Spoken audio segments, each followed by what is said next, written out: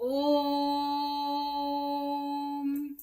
भूमिर्भूम्नाद्योर्वरेणान्तरिक्षं महित्वा उपस्थेते दैव्यदिते अग्निमन्नाद्मन्नाद्यायादधे आयङ्गोः पृश्निनक्रमीदसनन्मातरं पुनः पितरं च प्रयन्सुवः त्रिगुंशद्धाम विराजति वाक्पतङ्गाय शिश्रिये प्रत्यस्य वहद्युभिः अस्य प्राणादपानत्यन्तश्चरति रोचना व्यख्यन्महिषस्सुवः यत्त्वा क्रुद्धः परो वपमन्युना यदवर्तया सुकल्पमग्ने तत तव पुनस्तोद्दीपयामसि यत्ते मन्युपरोक्तस्य पृथिवीमनुदध्वसे आदित्या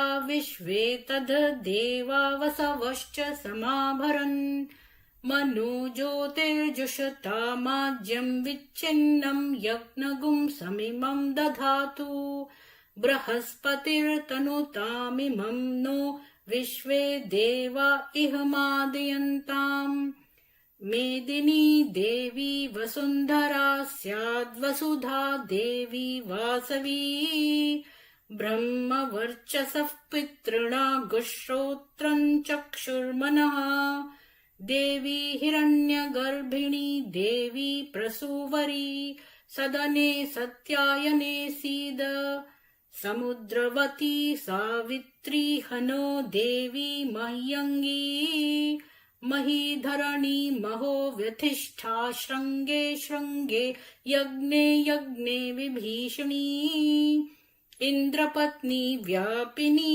सुरसरी दिहा वायुमती जलशयनी श्रियन्धाराजा सत्यन्धो परिमेदिनी शोपरिधत्तं परिगाय विष्णुपत्नी महीं देवीं माधवीं माधवप्रियां लक्ष्मी प्रियसखीं देवीं नमाम्यच्युतवल्लभाम् धनुर्धरायै विद्महे सर्वसिद्ध्यै च धीमहि तन्नो धरा प्रचोदयात् महीं देवीं विष्णुपत्नीमजूर्यां प्रतीचीमेनागुं हविषा यजामः त्रेधा विष्णुरुरुगायो विचक्रमे महीं दिवं पृथिवीमन्तरिक्षम् तच्छ्रोणैतिश्रव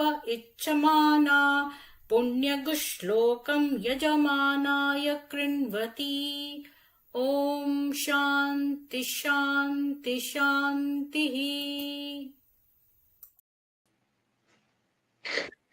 सभी को जय भूमि देवी। नेहा जी आपका बहुत स्वागत है।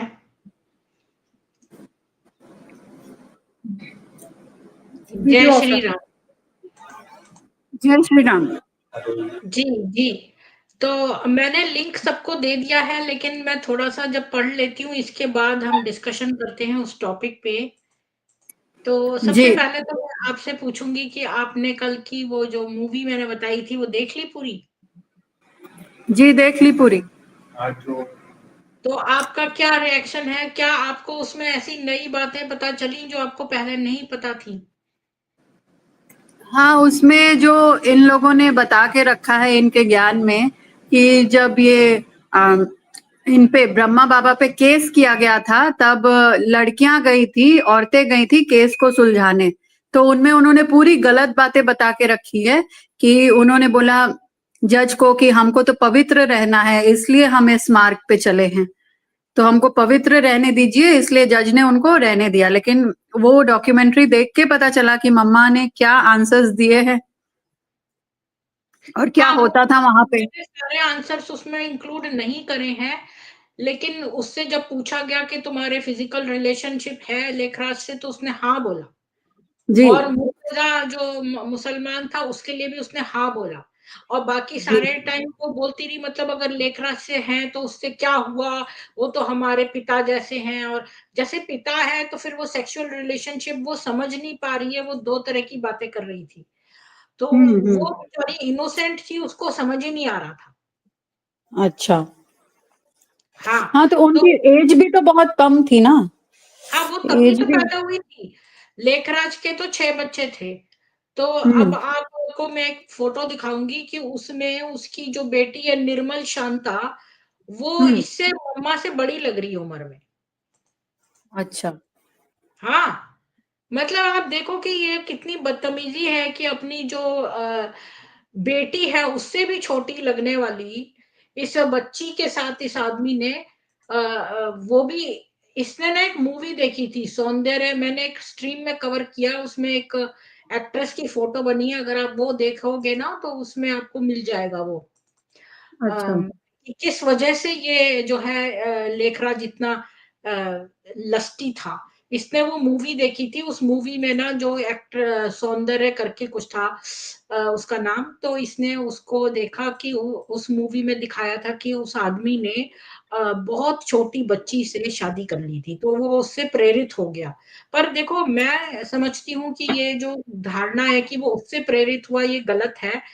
मुझे लगता है कि ये सारे लोग 9 वर्ष को बहुत इम्पोर्टेंस देते हैं। 9 इयर्स मुस्लिम इस्लाम में मोहम्मद ने 9 वर्ष की आयशा के साथ सेक्सुअल कांटेक्ट करा। तो 9 वर्ष को में अब इस ईरान इराक में जो है ऑफिशियल एज हो गई है बच्चियों की शादी की, चाहे वो बूढ़े से भी करें, 9 साल की बच्ची की आप शादी कर सकते हो। तो अब आप ये अच्छा। 9 साल का, लेखराज ने 9 साल की जसोदा से शादी करी। हम्म। और ये वीरेंद्र देव दीक्षित भी 9 साल की लड़की को लेके भागा था, या 13 साल की। तो ये 9 साल का बड़ा चक्कर है। हम्म। इनके उसमें लिखा होगा, इनके टेक्स्ट में कि 9 साल पवित्र एज है, कुछ ऐसा लिखा होगा। तो इस्लाम में है ना, इस्लाम की है, ये लोग इस्लामी तो हैं। हाँ हाँ, पूरे पूरे इस्लामी हैं। और किस तरह ये कर रहे हैं, गलती कहाँ है मैम पता है? हम अपने बच्चों को, या हमने कभी वेद सीखी ही नहीं, गीता पढ़ी ही नहीं, सिर्फ पूजा कर दी, अगरबत्ती लगा दिया। हमको पता ही नहीं है सनातन धर्म कितना गहरा है। कोई हिंदू सिर्फ पूजा करना सिखाता है, गीता में क्या लिखा है कोई कभी, क्योंकि वो ही नहीं पढ़ता है तो बच्चे को क्या पढ़ाएगा।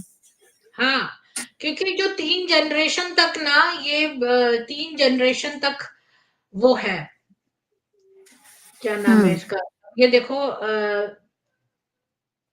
अब आप ये देखो, जो निर्मल शांता है, जो कि हम्म। लेखराज की बेटी है, हम्म। उसकी भी बच्ची जिसको वो छोड़ आई दूध पीती, उसका नाम रत्ना है। यानी हाँ रत्ना का नाना है देख लेखराज, है ना? लेखराज की हाँ बेटी निर्मल शांता की बच्ची है जो है रत्ना। हाँ। अब आप मेरे को ये मैं आपको तस्वीर दिखा रही हूँ, इसमें आप देखकर मुझे बताओ कि इसमें मैं आपको रत्ना की फोटो दिखाती हूँ। ये मेरा बार-बार जो है ना वो हो रहा है, स्टक हो रहा है। अच्छा, ये देखो, ये फ़ोटो है अ, एक गा तो मम्मा है। हाँ, ये तो मम्मा है सामने। ये हाँ। पीछे वाली जो है ये लेखराज की बेटी निर्मल शांता है, और अच्छा ये उसकी बेटी रत्ना है, अच्छा। और अच्छा। चश्मे वाली रत्ना है। मुझे बताओ, हम्म। ये रत्ना तो मुझे मम्मा जैसी ही लग रही है। हम्म। वो तो करीब-करीब ऐज की ही लग रही हैं। हाँ, 2-3 साल का फर्क होगा तो होगा बस। हाँ, अभी ये लेखराज की बेटी है ये निर्मल शांता। अब सोचो ये मम्मा के साथ रिलेशनशिप किसका है? लेखराज का। तो वो तो उसके लेखा। दादा के समान है एक तरह से। हाँ हाँ। हाँ, हाँ। क्योंकि लेखराज बहुत बुढ़ा था तब ये पैदा हुई थी मम्मा। हम्म। और इसने कितने चालाकी से सारी लड़कियों को किडनैप करके अपहरित लड़कियों हाँ, को कहीं रखा था।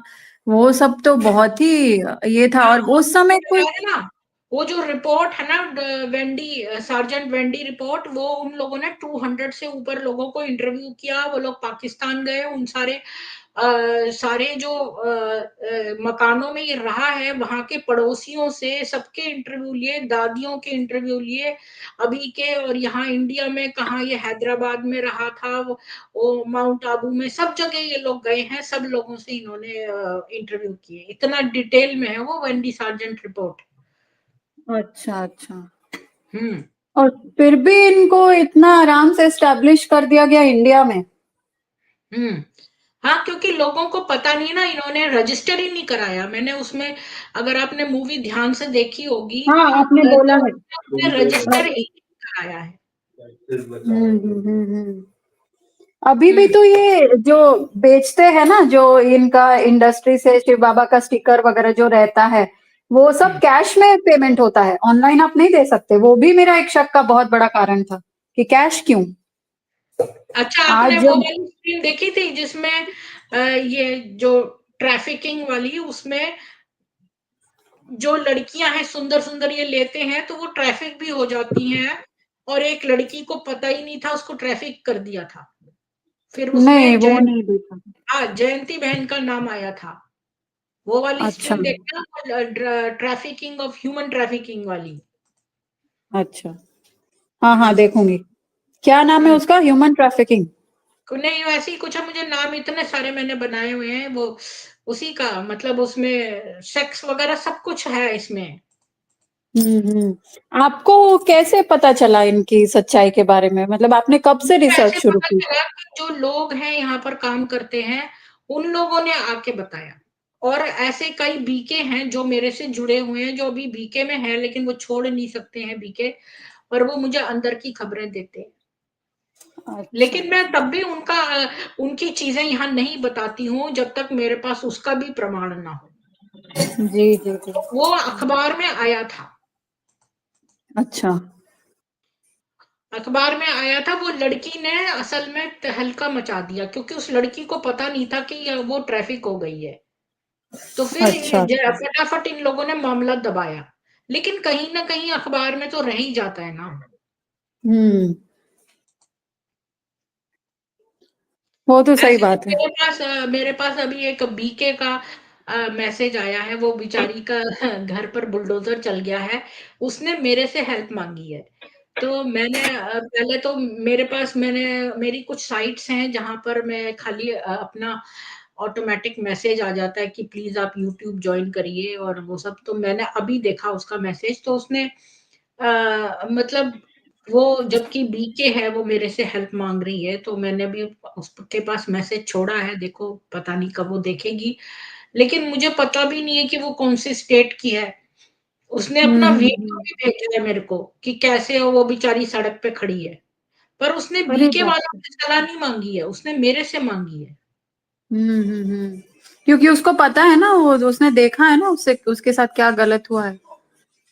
और बीके में तो मैं जहां जाती थी, इतने बूढ़े बूढ़े लोग हैं, 84 85 इयर्स के, जो झाड़ू पोछा कर रहे हैं, और ये लोग उन पे बोल रहे हैं हाँ ये ठीक नहीं हुआ, वो ठीक नहीं हुआ। ये कौन सा योग करते हो तुम, जो तुमको इतना अमानवीय बनाता है?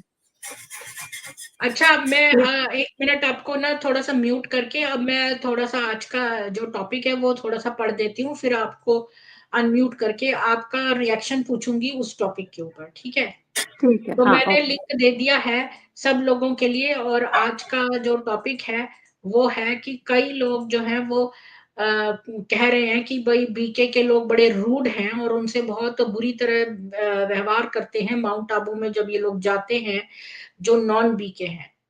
तो आज ऐसे ही एक व्यक्ति की हम शिकायत पढ़ेंगे, और मैंने एक लिंक दे दिया है, पिन कमेंट में पड़ा हुआ है, उससे आप लोग ज्वाइन कर सकते हैं। आप सभी लोगों को बहुत बहुत साधुवाद। स्वामी जी, अम, अमित जी, आरती जी, ओम नमो भगवते वासुदेवाय जी, आरती जी, और अमर किशोर जी, सुरेंद्र बाबू जी, उर्मिला जी, आप सभी को बहुत साधुवाद। तो अम, अगरबत्तियां बना रहे हैं तो बिक रही है, लोग लगा रहे हैं जी। आप अगरबत्तियां बनाते हैं डव जी? जी।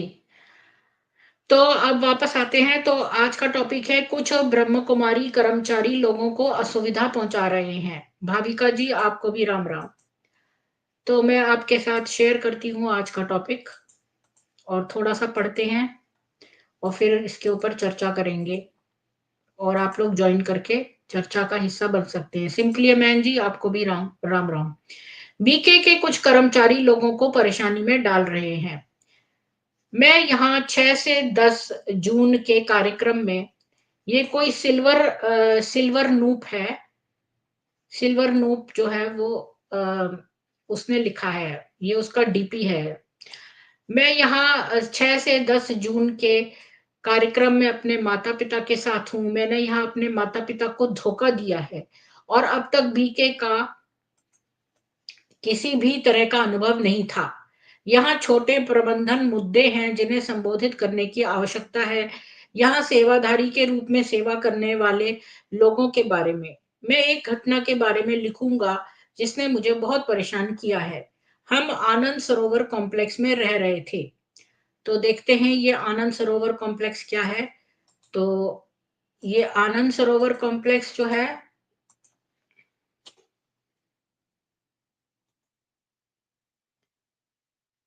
ये है आनंद सरोवर। ये है आनंद सरोवर complex. Gateway to heaven Brahma Kumari आनंद सरोवर। ठीक है, ये है, ये देखिए,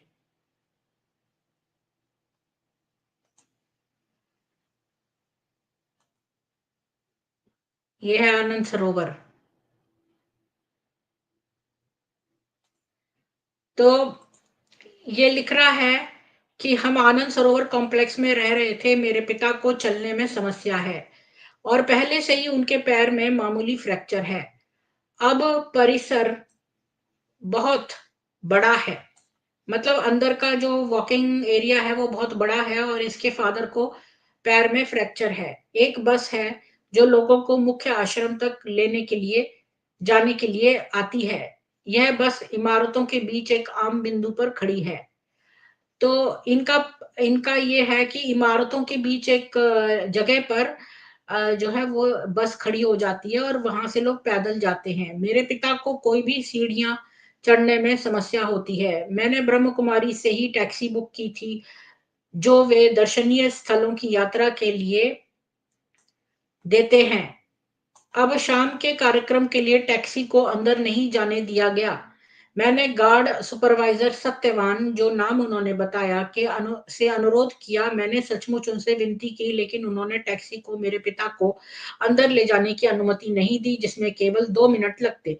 मैंने उन्हें अपने पिता की स्थिति बताई और बताया कि मुझे टैक्सी को सिर्फ 2 मिनट के लिए अनुमति देने के लिए उनकी कितनी सख्त जरूरत है। वह 1 सेकंड के लिए भी इसकी अनुमति देने के लिए तैयार नहीं था।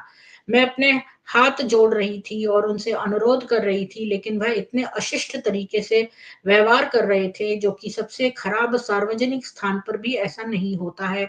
मैं ऐसे गिर रही थी जैसे मैं किसी ऐसी जगह पर हूं जहां तानाशाही चल रही है। जिन लोगों ने अभी ज्वाइन किया है मैं उनको बता दूं कि ये मामला जो है आनंद सरोवर कॉम्प्लेक्स का है। तो यहाँ पर जो एक लड़की है वो अपने पेरेंट्स के साथ गई थी। उसके फादर को पैर में फ्रैक्चर सा था और वो चल नहीं पा रहे थे बेचारे। बबीता जी, प्रेमनाथ जी, गीता जी, Neelam ji, Urmila ji, matrix the quest जी, आप सभी को बहुत बहुत साधुवाद और जय श्री राम। और भाविका जी आपको भी। तो क्या है कि इसके फादर को फ्रैक्चर था तो वो बेचारे चल नहीं पा रहे थे। तो इन लोगों ने इनकी एक बस है जो मेन गेट तक आती है, अंदर तक नहीं आने देता है। तो ये इन्होंने बस करी ही नहीं बेचारों ने। तो देखो, अगर ये बस से कहते तो ये बात तो अलग से हो जाती ना, कि कोई बस का इनका जो प्रोटोकॉल है वो बस जहां खड़ी होती है वहीं खड़ी होगी, तो वो बात मैं समझती हूँ। पर मुझे पता ही नहीं था, इसने तो टैक्सी बुक करी थी क्योंकि इसके फादर तो बिल्कुल ही नहीं चल सकते हैं। तभी तो उन्होंने टैक्सी बुक करी, अगर ऐसा नहीं होता तो वो बस में ही नहीं बैठ के चले जाते। तो टैक्सी को भी इन्होंने अंदर नहीं, 2 मिनट तक गेट तक इसके मेन अंदर तक नहीं उतारा, बल्कि बाहर ही उतार दिया। बचाओ बताओ कि जो हैंडीकैप्ड हैं बेचारे, वो कैसे चलेंगे?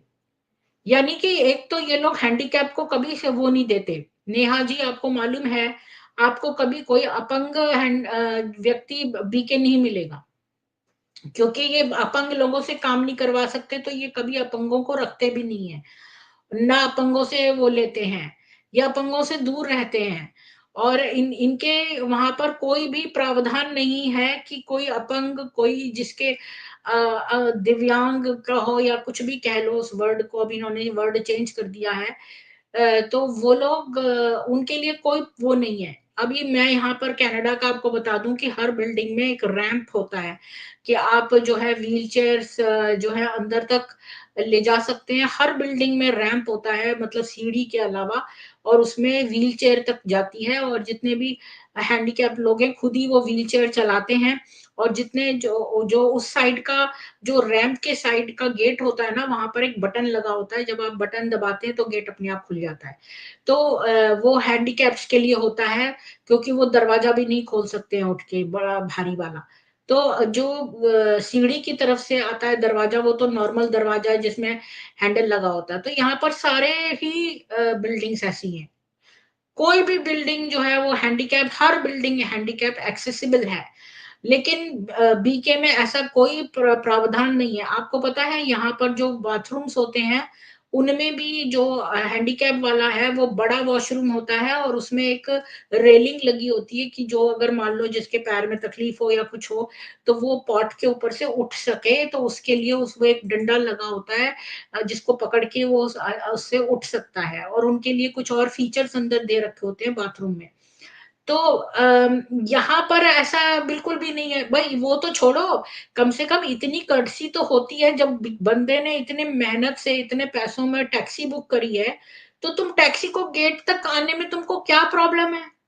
वहां पर इन्होंने इतना अशिष्ट व्यवहार किया कि इस बंदे को यहाँ लिखना पड़ा, इस बंदी को, कि इतना तो सार्वजनिक जने पर भी लोग इतना बुरी तरह से नहीं बोलते, जो ये अपने आप को दिव्य कहकर इतना गंदा व्यवहार कर रहे हैं। और ऐसा लग रहा है यहाँ तानाशाही चल रही है। इसने मुझे वास्तव में यहाँ की प्रक्रियाओं में विश्वास करने से बाहर कर दिया है। मैंने सेवाधारियों को परोसने वाले डिनर में देखा था। यहाँ भाइयों द्वारा दी जाने वाली यात्रा बुकिंग सेवाधारी, वे जो बुकिंग वाउचर देते हैं, वे लोगों पर फेंके जाते हैं। आप इसकी कल्पना कर सकते हैं, जैसे कि एक सरकारी जनरल रेलवे टिकट देने वालों की अशिष्टता एक मुफ्त सेवा में बदल गई है। तो यहाँ पर ये इसने क्या लिखा है, जैसे आप एक जनरल टिकट वाले जगह पे जाएं रेलवे में, तो वहां पर कोई बड़े भद्र तरह से बोलते हैं, क्योंकि उनकी गवर्नमेंट जॉब है, कोई ले तो लेगा नहीं।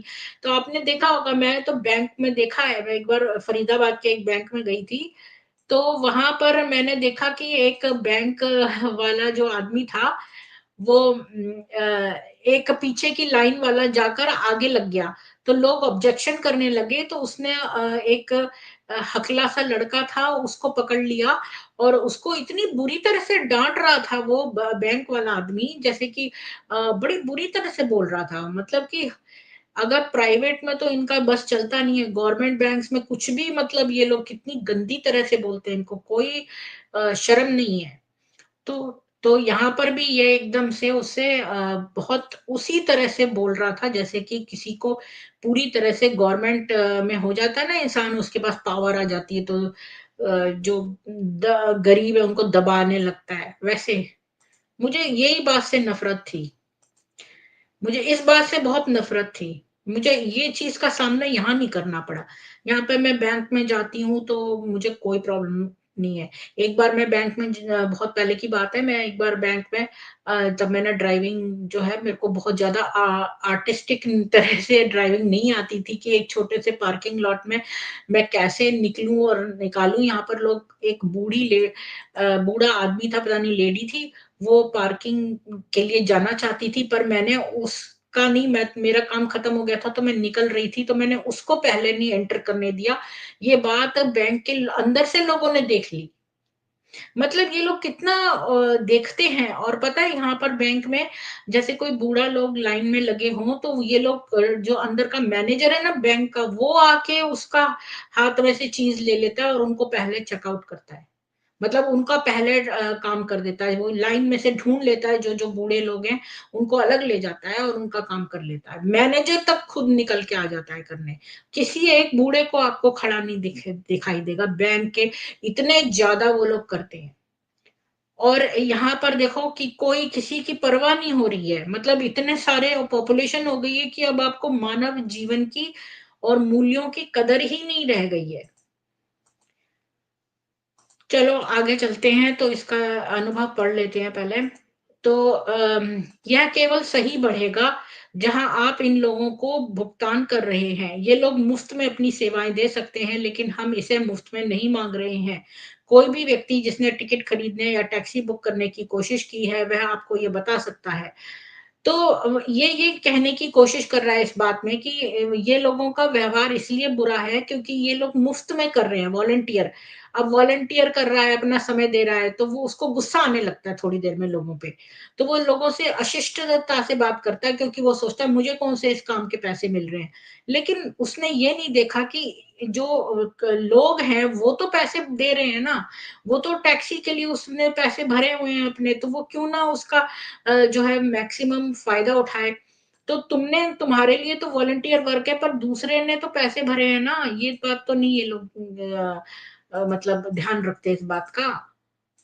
तो ये कह रहे हैं कि कोई भी व्यक्ति जिसने टिकट खरीदने या टैक्सी बुक करने की कोशिश की है, वह आपको ये बता सकता है। इन डेस्क के पीछे कुछ लोग बहुत अशिष्ट व्यवहार कर रहे हैं, जो बहुत हतोत्साहित करने वाला है। इससे लोग कार्यक्रम से दूर हो जाते हैं, जैसा कि मेरे साथ हो रहा है। शीर्ष पर लोग शिक्षाएं और इरादे बहुत अच्छे हैं, यानी कि जो टॉप के लोग हैं वो बड़ी अच्छी शिक्षाएं देते हैं और उनके शायद उद्देश्य भी बहुत अच्छे हैं। लेकिन जिस तरह से इसे माउंट आबू में संभाला जा रहा है वह बहुत हतोत्साहित करने वाला है। इसे ठीक से नहीं संभाला जा रहा है, जबकि ये बहुत महत्वपूर्ण है। जो लोग नए हैं और बीके में शामिल होने की कोशिश कर रहे हैं, वे कार्यक्रम से दूर हो रहे हैं।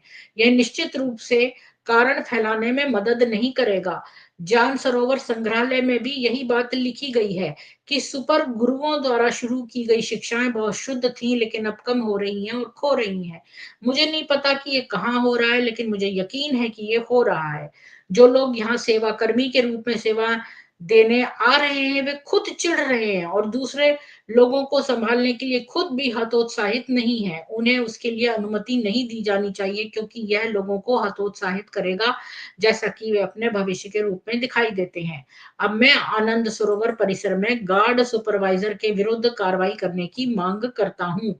अब यहाँ लोगों को एक बेहतर इंसान बनने के लिए सिखाया जा रहा है, लेकिन बीके के स्टाफ में ऐसा नहीं देखा जाता है। आश्रम के कर्मचारियों में न दिखने पर सारी शिक्षाएं व्यर्थ हो जाती हैं। जब मैंने आत्मा और मन पर आज सुबह के सत्र को सुना तो मुझे दिलचस्पी थी। समय के साथ होने वाली सभी घटनाओं और जमा के बाद इस घटना ने वास्तव में मेरी रुचि को दूर कर दिया है। मैं ये भी जानना चाहता हूँ, किसी और ने लिखा है। हाँ, इसने इसी ने लिखा है आगे कि मैं ये भी जानना चाहता हूँ कि बीके वेबसाइट पर कोई फीडबैक या शिकायत सेक्शन क्यों नहीं है, जहाँ लोग अपने विचार और शिकायत रख सकें। अगर आप यहाँ पर किसी भी ऑर्गेनाइजेशन में जाएंगे तो आपको एक बड़ा सा वो दिखाई देगा, मेल बॉक्स या कुछ ऐसा। वहां पर आप कोई भी फीडबैक दे सकते हैं ऑर्गेनाइजेशन के लिए, वो सबके एम्प्लॉइज के लिए होता है। लेकिन बीके में ऐसा नहीं है, यानी ये लोग किसी का फीडबैक लेना ही नहीं चाहते। ये केवल लोगों की आवाजें दबाना चाहते हैं। अब इसके जवाब पर इसने लिखा है, पूर्व एल ने, ये इसने कहा ना कि, तो इसने कहा है कि ज्ञान सरोवर संग्रहालय में क्या लिखा गया और कहा। तो ये कह रहे हैं ना कि भाई ज्ञान सरोवर संग्रहालय में ये लिखा है कि भाई ऊपर के गुरुओं ने तो शिक्षाएं अच्छी दी थी, पर लोग अब बुरे बुरे हो गए हैं, वो शिक्षाओं का पालन नहीं करते हैं। तो ये कह रही है वो कहाँ लिखा है। और फीडबैक के लिए बोल रही है कि ब्रह्म कुमारी इस नियमित रूप से जीवन और परिवारों को नष्ट करते हैं। क्या आपको सच में लगता है कि वे इसे सार्वजनिक करना चाहते हैं? मतलब अगर वो फीडबैक बॉक्स खोल देंगे तो सब लोग भाई उनके बारे में साफ साफ कर देंगे ये बात।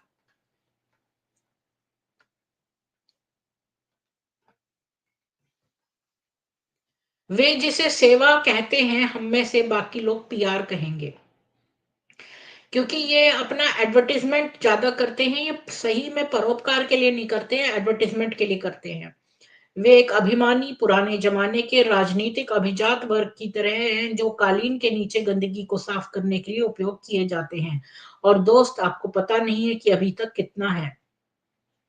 एक बार जब ध्यान का नशा बंद हो जाता है तो बी के सेवाधारी जल्दी से महसूस करते हैं कि वे मूल रूप से एक व्यापारिक साम्राज्य में गुलाम हैं। उनके पास कोई अधिकार नहीं है, कोई गोपनीयता नहीं है, उन्हें छुट्टियां नहीं मिलती, उन्हें उचित प्रशिक्षण नहीं मिलता, पंथ के बाहर उनका कोई भविष्य नहीं है। और एक बार जब सड़ांध शुरू हो जाती है तो वे और संगठन अपने बुरे या अनैतिक व्यवहार को सही ठहरा कर यहां तक कि बचाव करना शुरू कर देते हैं।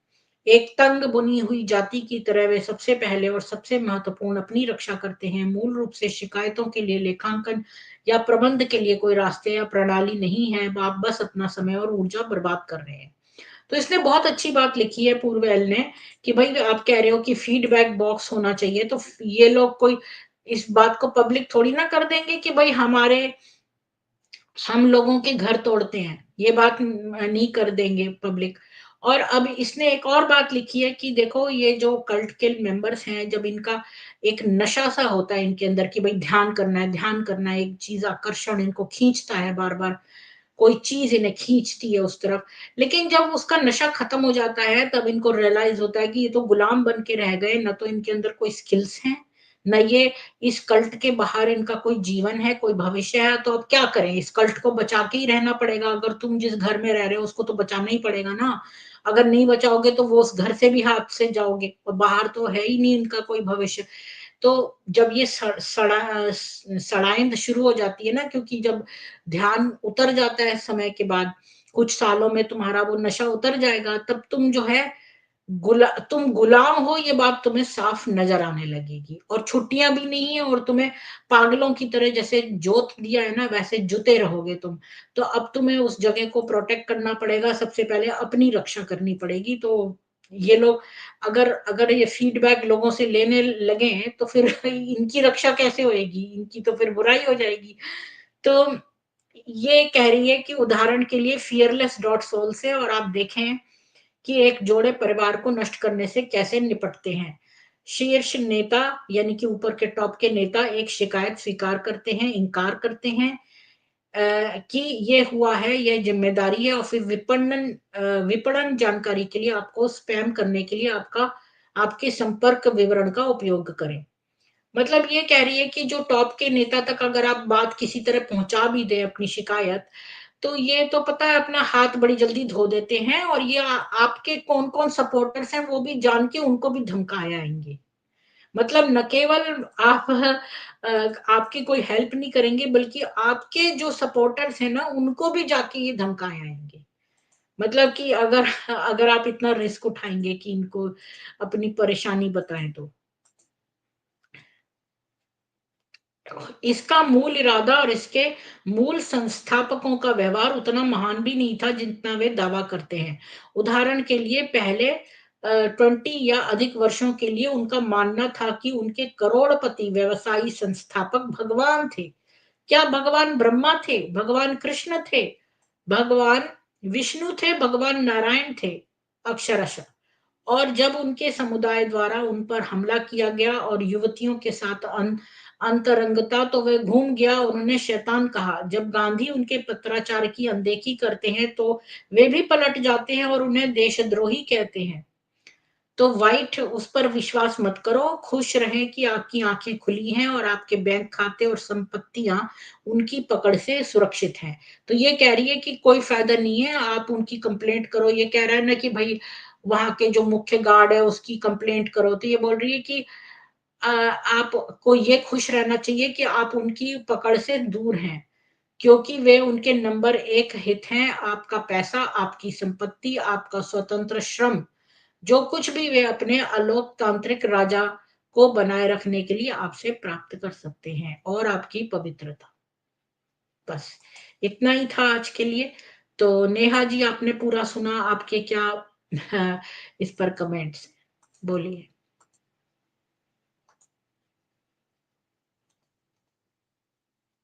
जी नेहा जी, आप म्यूट हैं, आप अनम्यूट करके बोलिए। हाँ, अभी आवाज आ रही है? जी आ रही है। इस पे मैं एक इंसिडेंट शेयर करना चाहूंगी जो मैं कल भी करना चाहती थी। वो भी बहुत बड़ा टर्निंग पॉइंट था मेरे लाइफ में कि मुझे यहाँ पे कुछ सही नहीं हो रहा है।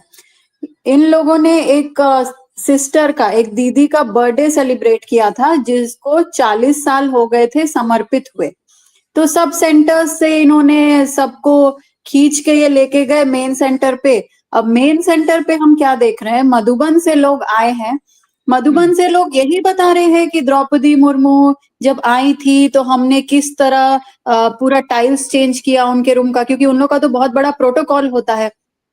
फिर वो जो भाई जी थे वो बता रहे थे कि हम कितना विश्व में फैल चुके हैं। और जो जो भी वो मंच पे आ रहे थे वो यही बता रहे थे कि मैं नेवी का ये ऑफिसर हूँ, मैं ये यौगिक खेती कर रहा हूँ। वो जो सिस्टर जिनका बर्थडे सेलिब्रेशन हो रहा था उनके पूरे लौकिक परिवार के लोग वहां स्टेज पे बैठे थे कि ये मेरी मासी की चाची ये है वो है, ये बच्चा उसका है, तो बहन अभी ससुराल में है, ये सब डिस्कस कर रहे। तो हमको वहां 3 घंटा बैठ के यही फील हो रहा था कि ये सोल कॉन्शियस लोग तो नहीं हो सकते जो 60 साल का अपना षष्टि पूर्ति समारोह मना रहे हैं जिसमें कि वो लौकिक के लोगों को बुला रहे हैं, वो ये तो डांस कर रही हैं। कहते हैं कि बर्थडे मनाने को मना किया है दादा लेखराज ने। मना किया है क्योंकि तुम तो सोल हो ना, तुम्हारा तो कुछ बर्थडे ही नहीं है, तो ये शरीर का बर्थडे है। बोलते हैं ना कि हम आत्मा हैं, वो भी गलत है। हम जीवात्मा हैं, हम आत्मा नहीं है। आत्मा और जीवात्मा में फर्क होता है। आत्मा होती है भूत, और ये जो अच्छा, जीवात्मा है ये हम जीव हैं और उसके अंदर की आत्मा है। अगर हम आत्मा होते तो हम खाना क्यों खाते। सही बात है। हम्म तो वो बर्थडे का सेलिब्रेशन ऐसा था कि 3 घंटा हम एक चेयर पे बैठ के परेशान हो गए, बस वो व्हाइट साड़ी वाली दीदियों को डांस करते हुए कि तुम मेरी माँ हो, तुमने ये किया वो किया। केक भी काट रहे हैं, खिला रहे हैं। आप बिलीव करोगे, बच्चों को, मेरी बेटी ने भी पार्टिसिपेट किया था उस प्रोग्राम में, तो बच्चों को थोड़ा तो एक्नॉलेज करो कि बच्चे 9 9 10 10 साल के बच्चों ने पार्टिसिपेट किया। कुछ नहीं, बच्चे डांस किए जाओ अपना।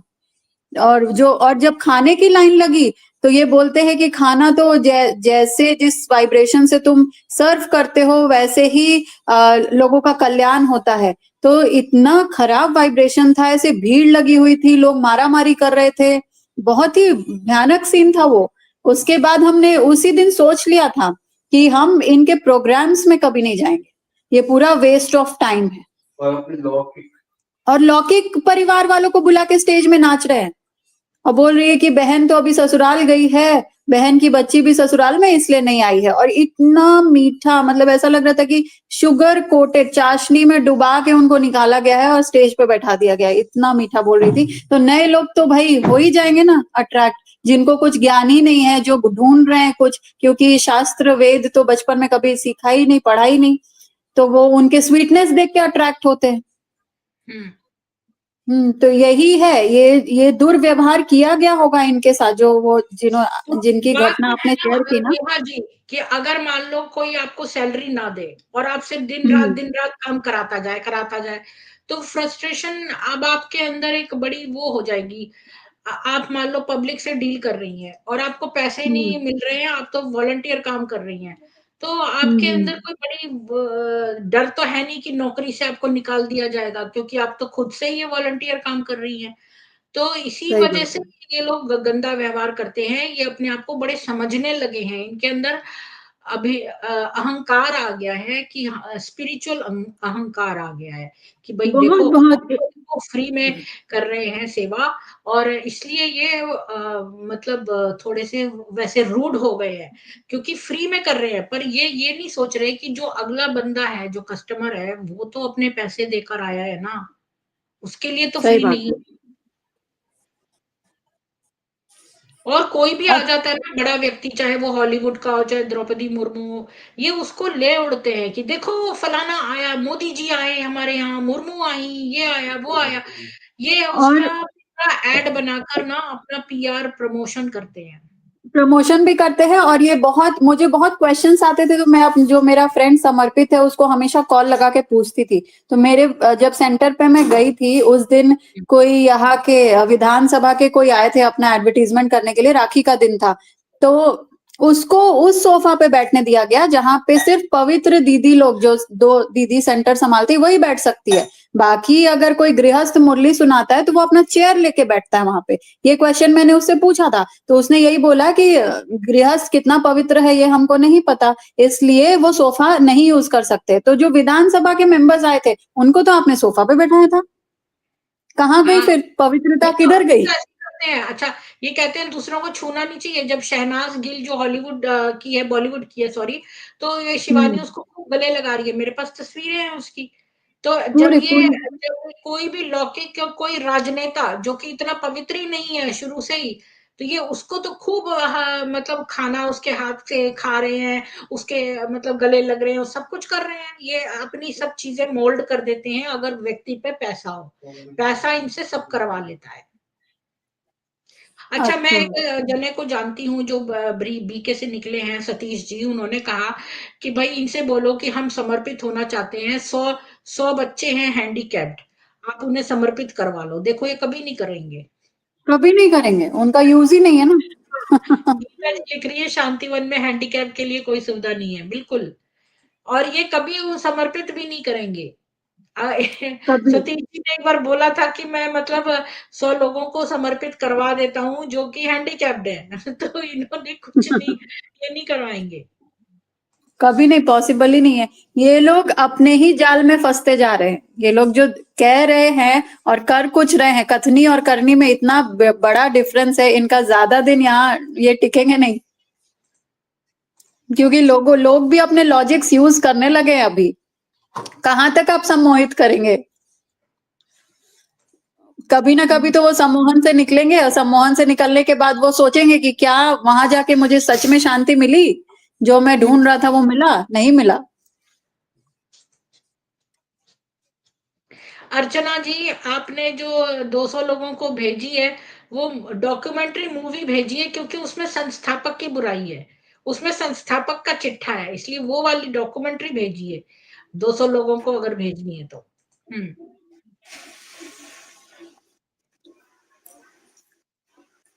तो किसी और को ऊपर आके अपना पॉइंट ऑफ व्यू रखना है तो बोलिए।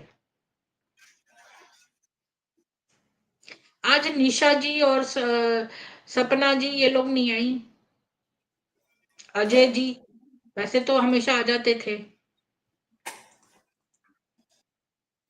जी उषा जी आई हैं। जी उषा जी, आप बताइए कि क्या हैंडीकैप्ड के लिए कोई है वो समर्पण का? अगर कोई हैंडीकैप समर्पित होना चाहती है तो क्या ये करेंगे उन्हें? हैंडीकैप का बताइए उषा जी।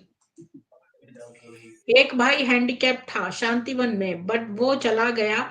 जरूर बीके वाले ने परेशान किया होगा। हाँ, नहीं ये नहीं करेंगे हैंडीकैप को, क्योंकि देखो ये तो उन्हीं को करते हैं, या तो आपके पास धन हो या आप हट्टे कट्टे हो और इनके झाड़ू पोछा अच्छे से लगा सको। अगर आप बीमार हो या हैंडीकैप्ड हो तो इनको मतलब नहीं है इससे। दो क्वालिफिकेशन है, या तो नेहा जी आप बहुत अमीर हो, और या फिर आप जो है वो हट्टी-कट्टी हो ताकि वहाँ पर काम कर सकें। जी जी, बिल्कुल। अजय जी आपका स्वागत है। अजय जी एक बात बताइए, ये जो किसी ने आपने आज का स्ट्रीम सुना कि कैसे वो जो गार्ड था उसने इनकी टैक्सी को, वैसे तो इनकी एक बस आती है जो दूसरे दूर पॉइंट तक उतारती है आनंद सरोवर कॉम्प्लेक्स में। ये लड़की अपने माँ-बाप को लेके गई थी, इसके पिता के पैर में फ्रैक्चर सा था तो इन्होंने टैक्सी करी थी, तो टैक्सी को अंदर तक भी नहीं आने दिया 2 मिनट के लिए भी। तो ये लोग बहुत रूड तरह से बोले, और इतना तो कोई बाहर का पब्लिक व्यक्ति भी रूड नहीं बोलता जितना इनके कर्मचारी बोले। तो इसके पीछे आपको क्या लगता है, क्या कारण है? दीदी सबसे पहले तो राम राम, जो नया बहन आई इनको भी राम राम। दीदी राम आपको राम जी। पता है हैंडीकैप को लेके ये उनसे काम नहीं करा सकती और ना काम को बोल सकती हैं, क्योंकि इनके ऊपर पाप और ज्यादा लगेगा। और वक्त जरूरत पे कभी हैंडीकैप अगर निकलते हैं तो उन्होंने जो सच्चाई बोली तो उसको सारी दुनिया सुनेगी और सारी जनता मानेगी। इसलिए ये ऐसे लोगों को नहीं लेते हैं। अगर इनके संस्था में होंगे तो 1-2 होंगे, हैं, जो कि कोई भी अपनी नहीं है, जगह पे इनके यहाँ मैं कोई मान सकता हैंडीकैप हूँ। नहीं है। दीदी मान सकते हैं कि एक दो आदमी होगा जिसको अपनी जगह पे बैठा रखा होगा, इसलिए ये नहीं लेते हैं। इनकी राजनीति और न्याय बहुत ही चतुराई से भरा हुआ है। इनके दिमाग में हर नस नस में इनके कोई ना कोई खुरापात इनके दिमागों में चलता रहता है। अच्छा, और इसलिए ये हैंडीकैप ये कह रहा है कि वहां पर ये कह रही है लेडी कि वहां पर फीडबैक बॉक्स भी नहीं है, जो मैं उस गार्ड के प्रति जो उसने व्यवहार किया था उन बता सकूं लोगों को। तो इस साइट पर वो लोग जो हैं वो कह रहे हैं कि भाई फीडबैक बॉक्स ये क्यों बनाएंगे भला, ये तो वॉलंटियर वर्क करते हैं इसलिए ये अशिष्ट हैं, क्योंकि ये तो फ्री में काम कर रहे हैं तो इसलिए ये रूड हैं। और फीडबैक बॉक्स लगाएंगे तो इनको परिवार तो तोड़ने नहीं है, मतलब परिवार तोड़ने की बात सार्वजनिक तो करनी नहीं है। और तीसरी बात इसने इम्पोर्टेंट ये कही कि जब ध्यान का नशा जो है वो भंग हो जाता है, तब इनको अपनी गुलामी का एहसास होता है कि इनको कोई छुट्टियां नहीं है, ये बिल्कुल जुटे रहते हैं। और तब इनकी जो सेंटर से बाहर भी इनका कोई भविष्य नहीं है, तब ये इनको अपनी मजबूरी समझ में आ जाती है। तो अब ये सेंटर के अंदर रहते हुए लोगों के क्रिटिसिज्म नहीं ले सकते, क्योंकि अब उन्हें वहीं रहना है। दीदी आप बोलते फीडबैक ही लेते तो हर मंडे को ये अपना फीडबैक लेते हैं दबाने के लिए। ये दूसरों की शिकायत का फीडबैक क्यों लेंगे? वो दूसरे की शिकायत तो ली जा रही है इनका फीडबैक। ये दूसरों बल्कि के जो पता आप है गए वहाँ अजय जी, यहाँ साइट पर किसी ने बोला कि आप फीडबैक देना भी मत, वरना ये देखेंगे कि आपके कौन कौन सपोर्टर्स हैं, उनको धमकाए आएंगे जाके। दीदी वही तो बोला, ये हर मंडे को लेडीजों से फीडबैक तो लेते हैं। ये उनका फीडबैक लेते हैं, उनके घरों का, उनके अगल बगल जो इन्होंने ग्रुप वो बना रखे फीडबैक हैं। नहीं है, वो तो उनके जो गिल्ट्स है ना, जो उन्होंने जैसे ईसाइयों में कन्फेशन दीदी होता है, ये वो लेते हैं। दीदी दीदी वो नहीं है, इनका फीडबैक ही वो है। उसी से ही तो ये परिवार को और लोगों को अपने वीरवार और संडे को ये अपना उसमें व्याख्यान करते हैं कि बाबा ने बोला है कि आप जबकि पढ़ते यही लोग हैं। बाबा का नाम पता नहीं ये लोग क्यों ले लेते हैं। इनके कौन से शिव भगवान हैं, कौन से ब्रह्मा हैं? मेरे को किस दुनिया से इनके ब्रह्मा और शिव आए हुए हैं, हमारे तो समझ ही में नहीं आता है। ये फीडबैक सोमवार को लेते हैं हर घरों से तोड़ने का, कि घरों को कैसे तोड़ना है, कैसे लूटना। वो फीडबैक इनका बहुत तगड़ा है। और ये आपको फीडबैक क्यों देंगे कि आपने गाड़ी नहीं जाने दी? वो फीडबैक का सोल्यूशन बॉक्स क्यों रखेंगे? वहां पे इनको क्या मतलब अच्छा, है? इन ये सब चीजों बताइए में ये अजय जी, आपको क्या लगता है ये लोग इतने रूडली क्यों बिहेव करते हैं? और इसने उसकी जो टैक्सी है उसको अंदर तक 2 मिनट आने देता तो क्या हो जाता गेट तक। वो बेचारे उसके फादर को फ्रैक्चर था पैर में, तो उसने जरा भी लिहाज नहीं किया। तो दीदी हम तो दीदी देखो, हमारी अगर आपने राय ली है तो मैं बोलूंगा उस लड़की जो बच्ची लेके गई थी अपने माँ बाप को, तो उन्होंने उनके शिव भगवान को याद करना था, उनके बाबा को याद करना था, वो पहुंचा देते। वो जब विनाश कर रहे हैं, डेटे इतने इतने सने दे चुके हैं, तो वो वहां पहुंचा देते। जब उनकी कदर नहीं थी तो वो वहां क्यों गए, क्यों जाते हैं? जब उन्होंने एक चीज देख लिया था उसके लिए फिर क्यों गए? मैं तो बोलना था कि उनको यहाँ पे तो लोग मंदिरों में तो करोटे लेके घिसट के वो सब के जाते हैं। तो उनके भैया भगवान का मिलन था तो अपना जाते। तो ये उनके दिमागों में समझ में नहीं आता है क्या? इसका आंसर यहाँ मैं देना चाहूंगी। हाँ मैम, दीजिए दीजिए दीजिए, आप दीजिए।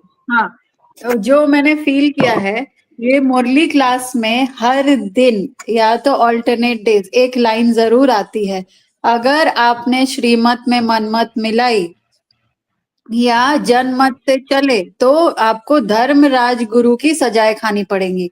और ये इतना ज्यादा लोगों के अंदर डर बैठ गया है कि ये ना चाहते हुए भी वापस चले जाते हैं। फिर से मेरे साथ हुआ है। मैंने तो जब जो दीदी से आज प्रीति मैम से जो इंसिडेंट शेयर किया, कि मैं बर्थडे षष्ठी पूर्ति बर्थडे में चली गई थी, उसके बाद हमने प्लान किया, मेरे हस्बैंड ने भी बोला कि ये कौन सा सोल कॉन्शियसनेस है, जहाँ इतने इसमें लैविशली आप ये बर्थडे सेलिब्रेट कर रहे हैं और अपने रिश्तेदारों को स्टेज पे बुला रहे और बोल रहे कि बहन अभी ससुराल में है और केक उन्हीं को खिलाया जा रहा, बाकी का कोई ये नहीं।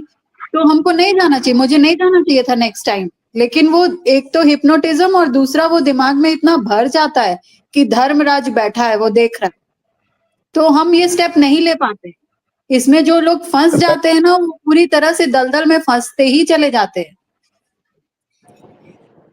बहन मेरे को एक चीज के बात का जवाब देना आप, कि देश में हाँ। अगर मान लेते हैं कि जहाँ पे आप रह रही हैं, मैं वो स्टेट का नाम नहीं जानता जहाँ पे आप रह रही, वहां पे अगर जी। तूफान या बाढ़ या भूकंप आ जाए तो क्या उस पे आपका नाम लिखा रहेगा कि आप बच जाएंगी? नहीं। वहां पे तो वो फिर ये क्यों डर बैठाया हुआ है, क्यों डर बैठा हुआ है? क्या उसकी अगर ये आज से मान लेते पूरे यूपी में आया है, भूकंप पूरे यूपी में आया है, तो क्या उनका अगर सबको नुकसान हुआ क्या उनको बच जाएगा? कुछ का हाँ, किसी का 80% हुआ तो किसी का 60%, 60 से नीचे नहीं जाएगा, वो तीव्रता के ऊपर निर्भर करता है। तो वो डर क्यों बैठा हुआ है? वो डर निकालें, वो अपने दिमाग से डर निकालें, वो धीमे-धीमे तो ही निकलेगा। धीमे-धीमे ही निकलेगा। एक तो जो वो टोली खिलाते हैं, कितना भी आप सोच लो कि आज के बाद से मैं नहीं जाऊँगा, आप किसी दिन जाओ वहाँ पे टोली खा लो, उसके बाद आपका पूरा ब्रेन चेंज हो जाए, माइंड चेंज हो जाएगा। आपको ऐसा लगेगा अरे बाप रे! ये कौन-सा गलत पाप मैं करने वाला था, जो शिव बाबा को मैं छोड़ रहा था। वो ड्रग्स का असर है और दूसरा लालच है सतयुग में अच्छा पद पाने का। ये सब देखो भाई जी, ये प्रॉब्लम कहाँ है ना, हम अपने बच्चों को वेद और शास्त्र पढ़ाते नहीं है, सिर्फ पूजा करना सिखाते हैं। अगरबत्ती दिखा दो, टीका लगा दो, हो गई पूजा। नहीं, उन गीता को वो निकालो मंदिर से और पढ़ाओ बच्चों को। अगर मैं क्यों निकली, क्योंकि मेरे हस्बैंड को गीता ज्ञान मिला था 18 साल की उम्र में।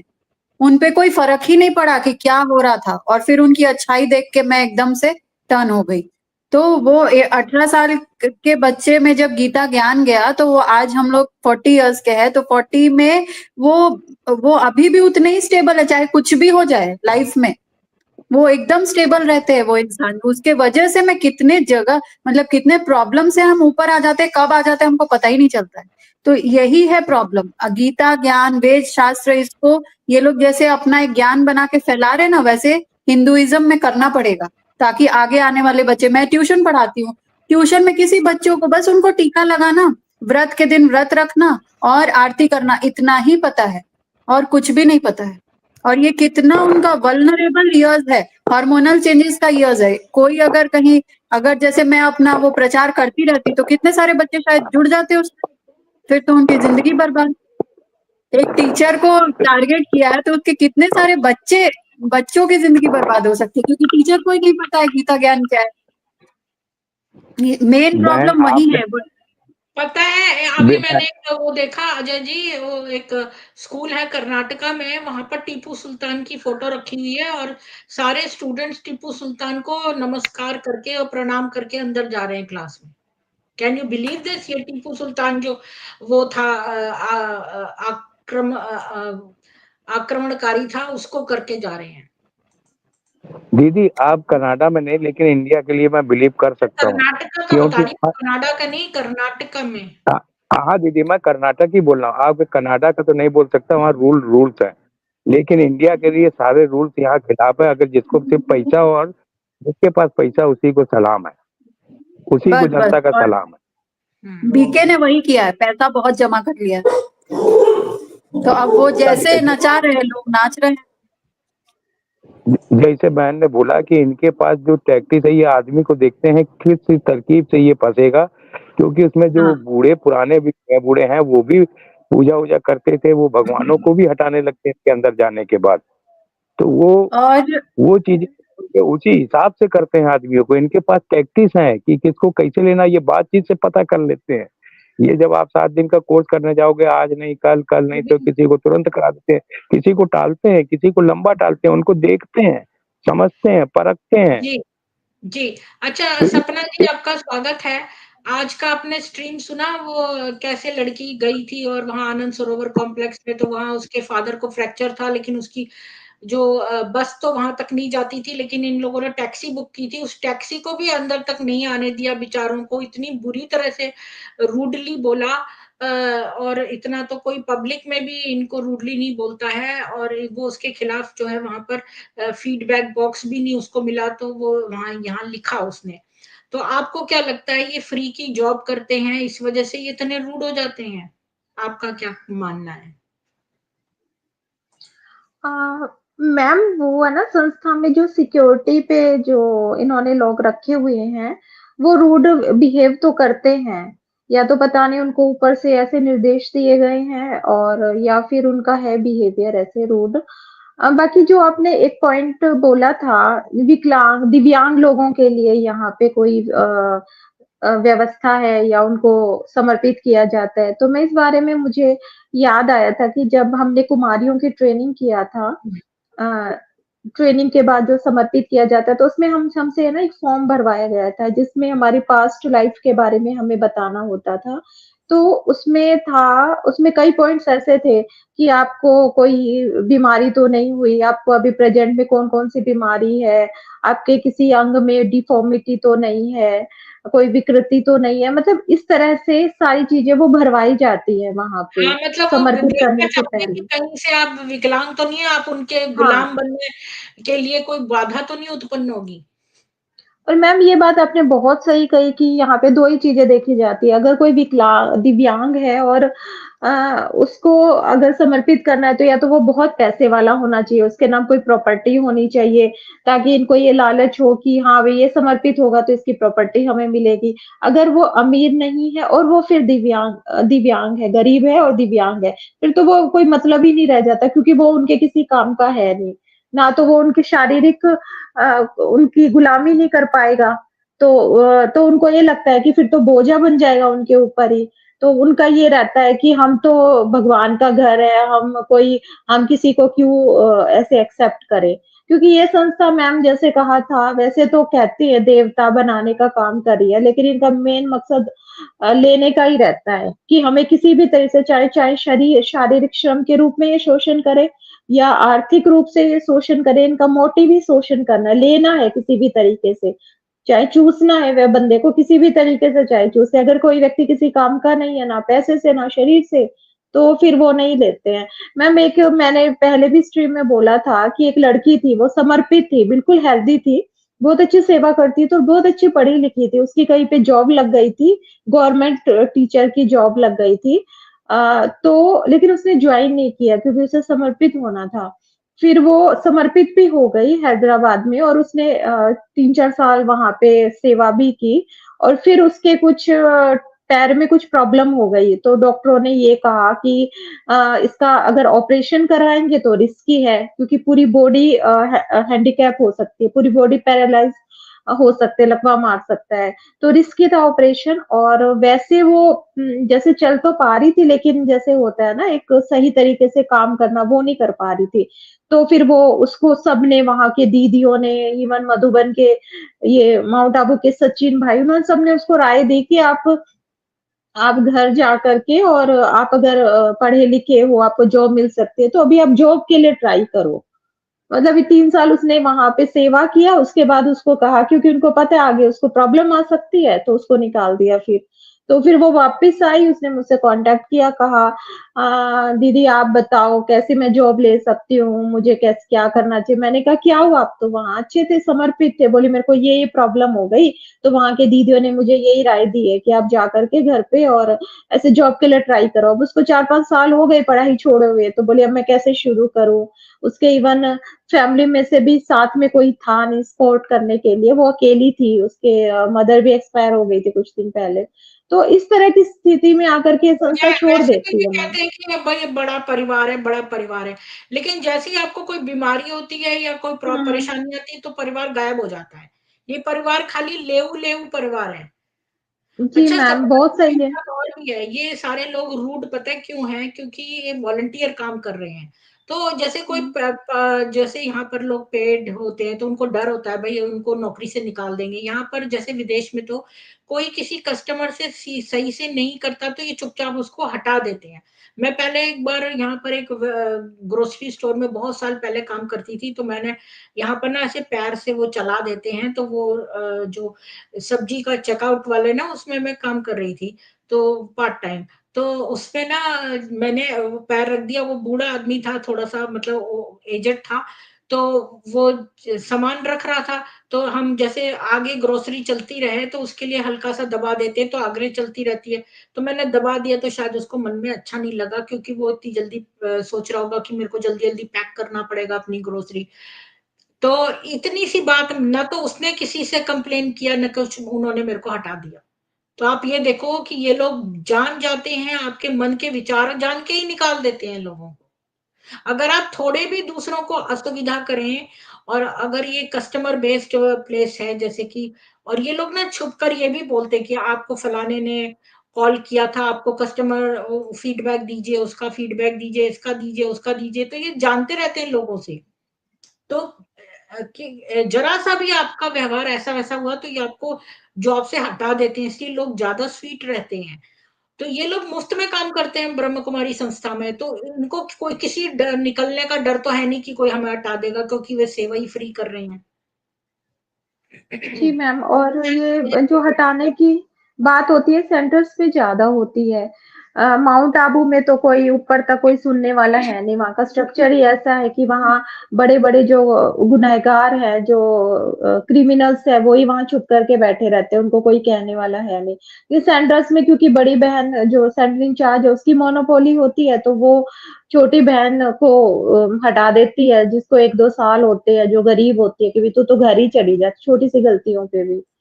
लेकिन वहाँ पे माउंट आबू में ऐसा है नहीं। जिसको लंबा समय हो जाता है, वो चाहे फिर कैसा भी अपराध करे, कुछ भी करे, उसको फिर बस थोड़े समय के लिए 3 महीने के लिए, 6 महीने के लिए घर भेज देंगे, फिर वापस बुला लेंगे। वहाँ पे ऐसा सिस्टम नहीं है क्योंकि वो मैम। अंदर की इनकी गुप्त बातें और टीचिंग्स जान गए ना, इसलिए शायद। उषा जी, आपको क्या कहना है इस विषय में? स्वागत है आपका। मैं म्यूट हो रही हूँ, आप बोलिए। मैम मैं अभी अभी जुड़ी हूँ, मैं कुछ नहीं सुन पाई। मैं आप क्या बोल अच्छा, रहे हो? मैं आपको बता देती हूँ। आज किसी लड़की ने लिखा है कि उसके फादर को फ्रैक्चर था, आनंद सरोवर कॉम्प्लेक्स में लेके गई थी वो, तो उसके पिता के पैर में थोड़ा सा फ्रैक्चर जैसा था, तो वो बस आती है पर वो बस अंदर तक नहीं आती, तो इन लोगों ने तो प्राइवेट टैक्सी बुक करी थी, तो वो टैक्सी को अंदर तक नहीं ले जाने दिया, इसने हाथ तक जोड़ लिए गार्ड के, लेकिन वो अंदर तक 2 मिनट भी नहीं उसने छोड़ा। तो इनके हैंडीकैप लोगों के लिए कोई सुविधा नहीं है, और ना कोई फीडबैक बॉक्स है जहां पर वो अपनी गार्ड के खिलाफ कार्रवाई के लिए रिपोर्ट दर्ज कर सके। तो जो उसने वहां पर लिखा है, तो वो एक्स बी केस, कई लोगों ने उसको सुझाव दिया है कि तुम सोचना भी मत फीडबैक देने की, क्योंकि ये लोग तुम्हारे सपोर्टर्स को जान के उनको धमकाए आएंगे। और बाकी ये बात कि ये लोगों का जब नशा उतर जाता है ध्यान करने का, तब इनको अपनी गुलामी का एहसास होता है। यहाँ कोई छुट्टियां नहीं है, गुलामों की तरह ये बंधे रहते हैं, लेकिन तब तक इतनी देर हो गई होती है कि बाहर तो इनका भविष्य है नहीं, तो अंदर अंदर अब इनको अपनी स्थिति बचानी है, तो ये इसलिए दूसरों का फीडबैक नहीं लेते हैं, ना ही ये परिवार तोड़ने वालों की वाली बात को सार्वजनिक कर सकते हैं।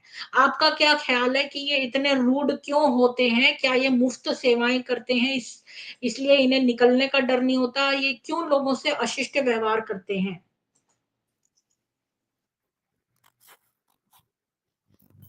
ये शिष्ट व्यवहार करने के तो सारे सारे रीजन है मैम, एक रीजन नहीं है। उसके अगर टैक्सी को अंदर तक ले जाने देते तो क्या हो जाता 2 मिनट के लिए? ये लोग ना एक तरीके से इतने कंफर्ट जोन में जिंदगी जीते हैं कि दूसरों के लिए इनके दिल में कोई भी हमदर्दी नाम की चीज बिल्कुल खत्म हुई रहती है। ये स्वार्थी लोग होते हैं, और ऐसा ऐसा लगता है कि जैसे कि बाहर वाले लोगों से इनका कोई कनेक्शन नहीं होता। 24 घंटे ये दूसरों की ग्लानि करते हैं, दूसरों को नीचा दिखाते हैं, दूसरों को घृणा की दृष्टि से देखते हैं। तो इनके अंदर में वह सारी चीजें बैठी हुई है। जो बीके वाले हैं वो सब बढ़िया इंसान है और बी के बाद चाहे वो गंदे काम कर रहे हो, सफेद कपड़ों में लिपटी हुई ये लोग बहुत फरिश्ते हैं और बाहर के लोग सब गंदे हैं, चाहे वो दुखी हो, चाहे किसी का पैर टूटा हुआ हो। आपके पीछे से ना बड़ी खटर खटर आ रही है, इससे अच्छा तो फोन पे बात कर लें। आपके पीछे से बड़ी खटर खटर आ रही है, क्या आपने कनेक्शन आपका सही नहीं लगाया? हाँ, वो कुछ आवाज आ रही है, इसमें एहसास नाम की चीज इनके हृदय से, दिल से खत्म हो चुकी है, मर चुकी है, ये मैं कहना चाहती हूँ। आपका क्योंकि कहना ये है कि ये इंसान दिखते हैं पर ये इंसान है नहीं। एक भाई था पहाड़गंज में, वो हैंडीकैप था और वो शादी नहीं किया, ज्ञान में चलता था, वही सेंटर पे आता था और मेरे को बोला कि बहन जी आप ना इस मेरे को, मैं मधुबन जा रहा हूँ, मैं भी मधुबन गई थी 25-30 भाई बहन को लेकर के, तो मेरे को ना वहां समर्पित कर देना। यहाँ भी वो सिलाई का काम करता था, तो मैंने अपनी बड़ी दीदी से, सील दीदी से बोला कि भाई उसको समर्पित कर दो, तो वो कुछ भी नहीं बोली। मैं फिर सोची कि जा करके मैं वहां से बात करूंगी मधुबन में, क्योंकि वो सिलाई डिपार्टमेंट में सिलाई होता है, वहां बहुत कपड़े उपड़े सिलते हैं, पेटीकोट ब्लाउज सिलते हैं वहां पर भाई बहनों की सेवाओं के तौर पे। तो मैंने सोचा कि वहां रखवा दूंगी, तो जब मैंने वहां से बात करी ना तो ऐसे जवाब मिला, इस भाई को, जिस भाई के पैर नहीं है, ऐसे भाई को यहाँ समर्पित करेंगे? आई समझ में, इतना बुरा लगा मुझे भी, मैं उसको बता नहीं पाई। वो मेरे से पूछता रहा, भाई बहन जी बताओ ना क्या बात हुई मेरे लिए, मेरे को यहाँ रख लेंगे? वो अपने आपने ये नहीं पूछा कि मैं उस भाई से क्या कह दूं? वो अपनी बहन यहाँ रहता था, तो वो मतलब अपने को बोझ समझता था कि मैं वहां मधुबन में चला जाऊंगा, मैंने सारा जिंदगी ये ब्रह्मा कुमारी संस्था को दिया, तो मेरा लास्ट टाइम भी मधुबन में देते, मैं वहां सेवा करके खा लूंगा। लेकिन वो लोग वहां पर नहीं रखे, क्योंकि वो जो बड़ी बहन जी थी अच्छा, हमारी, वो एक बात बताइए उषा जी, वो जो हैंडीकैप था बंदा, वो कोई काम तो कर ही सकता था, टिकट काट सकता था, ऐसे ऐसे काम भी तो होते हैं जो कुछ हैंडीकैप कर सकते हैं, वो तो करवा सकते थे उससे, क्यों नहीं करवाया? हाँ, सिलाई करता था, यहाँ भी बाकायदा सिलाई करता था वो, ऐसी बात नहीं है, यहाँ भी कमा के खाता था। लेकिन वही है, वो अपनी बहन के यहाँ रहता था, तो वो सोचता था कि मैं बोझ हूँ अपनी बहन की, तो वो सोचता था कि मैं मधुबन में समर्पित हो जाऊं, तो उसको नहीं रखा मधुबन में। हमारी बहन जी ने उसको नहीं पाया मधुबन में, और ना मधुबन वाले ने उसको रखा। तो मतलब ये उस टाइम मैं हिल गई बिल्कुल, मैंने बोला कि अगर थोड़ा सा इसका पैर लचक है, पैर नहीं मतलब काम कर रही है इतना, और इस भाई की दुर्दशा इतनी बुरी है, तो मतलब मैं बता नहीं सकती कि मेरे ऊपर क्या बीती थी उस टाइम, और मैं आज तक भी नहीं भूल पाई। आखिर वो बंदा मुझे कोसता रहा अंदर ही अंदर, मैं उसको जवाब ही नहीं दे पाई, ना की और हाँ की, मैं उससे मुंह छिपाती फिरती रही, और वो बंदा मुंह फुला करके अपने पता नहीं कहाँ चला गया, फिर वो मुझे दिखाई नहीं दिया, कहाँ गया कहाँ नहीं गया, फिर सेंटर पे नहीं आया वो, समझ गया होगा। हाँ, और मैं उसको जवाब नहीं पाई, और मुझे इतनी अपने ऊपर ग्लानि फील हो रही थी कि मैं मेरी जिंदगी मतलब किस लिए है, अगर मैं एक इंसान को जिंदगी नहीं दे पा रही हूँ, उसको जीने का सहारा नहीं दे पा रही हूँ, तो मेरी ये जिंदगी या संस्था में रहकर के क्या कर रही है? मैं आज तक माफ नहीं कर पाई। सतीश जी जो है ना, वो कह रहे थे कि मैं इन ब्रह्म कुमारियों को बोलूंगा कि मतलब 100 हैंडीकैप बच्चे हैं जिनको मैं समर्पित करवाना चाहता हूँ सेंटर पे, तो फिर देखता हूँ मैं क्या बोलूंगी। एक भी नहीं करेंगे, एक भी। वहां तो इतने तरोताजा, अगर सेंटर पे रह के आपको सिर में दर्द हो गया ना, तो कहेंगे यहाँ तो सेवा करने का जगह है, सेवा लेने का जगह नहीं है। अगर सिर में दर्द है या बार बार बीमार हो रहे हो या बता रहे हो कि मुझे कुछ परेशानी है, तो कहेंगे ये ऐसी परेशानी नहीं चलेगी, अपने आप को भगवान का बच्चा समझते हो तो स्ट्रोंग बनो, यहाँ सेवा लेने की जगह नहीं, सेवा देने की जगह है। बहुत बेदर्दी है, बहुत बेदर्दे लोग हैं वहां के। सब कुछ अपने में छिपा करके रहना पड़ता है, समा करके, अगर बुखार भी है चाहे कुछ भी है, तो अपने आप में छिपा करके रहना पड़ेगा कि मुझे कुछ भी नहीं है। अगर रहना है तो। जी उषा जी, आप इतना अच्छा बोलती हैं, लेकिन आपका मोबाइल इतना घटिया है ना कि मैं बता नहीं सकती। आप एक नया मोबाइल ले लो और कैसे भी पैसे जोड़कर आप एक नया मोबाइल ले लो। और प्लीज मैं सब लोगों को रिक्वेस्ट करूंगी, कुछ चिप इन करके उषा जी को एक नया मोबाइल दिलवा दें। ये इतना अच्छा बोलती हैं, लेकिन इनका मोबाइल बहुत घटिया है। कोई आपके मुंह में बता रही हूँ, घी शक्कर आपको मैं गुलाब जामुन रसगुल्ले जो मेरी मोबाइल आ जाए जल्दी, आपके मुंह की बारी पूरी हो जाए। जी तो मेरा जो चैनल है ना वो दोबारा से रीमोनेटाइज हो गया है। और लेकिन मैं किसी से कोई मेंबरशिप या कोई पैसे नहीं लेती हूँ, पर रीमोनेटाइज होने से ये बेनिफिट है कि यूट्यूब में कोई बैन नहीं होगा और वो जल्दी से रिकमेंडेशन में आएगा। अगर बहुत ज्यादा डीमोनेटाइज्ड होते हैं वीडियोस तो वो आगे बढ़ते नहीं है, तो मुझे उतना बेनिफिट है। तो ये है, लेकिन आप लोग जो इंडिया में है वो उषा जी की हेल्प कर सकते हैं। और उषा जी को जो है थोड़े बहुत कंट्रीब्यूशन में पैसे देकर उनका मोबाइल आ जाए, तो ये घटिया मोबाइल ट्रक चला दें इसके ऊपर। हेलो, मैं सुशांत बोल रहा हूँ। जी बोलिए। तो मैं इनको हेल्प कर सकता हूँ, अगर इनका मुझे एड्रेस मिल जाए तो मैं एक मोबाइल मैं उनको भेज दूंगा अच्छी क्वालिटी का। जी उषा जी, ऐसा करिए, प्राइवेट चैट में यहाँ पर जो है ना आप लिख दीजिए अपना एड्रेस इनको, ताकि फिर कोई और के पास ना एड्रेस जाए, यहीं से यहीं पे आ जाएगा। या आप मेरे को लिख के भेज देना और मैं इनको फॉरवर्ड कर दूंगी, दोनों में से कोई भी बात। जी उषा जी।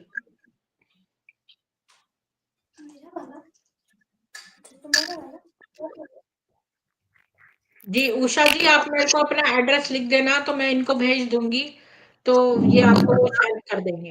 या आधार कार्ड का वो नहीं, मेरे को ना वो आपका एड्रेस नहीं पता है, आप मेरे को व्हाट्सएप कर देना, ठीक है? ठीक है। तो थैंक यू, मतलब नेहा जी, मतलब अगर आपको प्रॉब्लम ना हो तो बहुत ज्यादा महंगे में जाने की जरूरत नहीं है, मतलब इतना हो कि इनका काम चल जाए। नहीं, हमारे पास ऑलरेडी वो सेट है जो यूज हम नहीं कर रहे हैं। अच्छा अच्छी ठीक है, क्वालिटी का।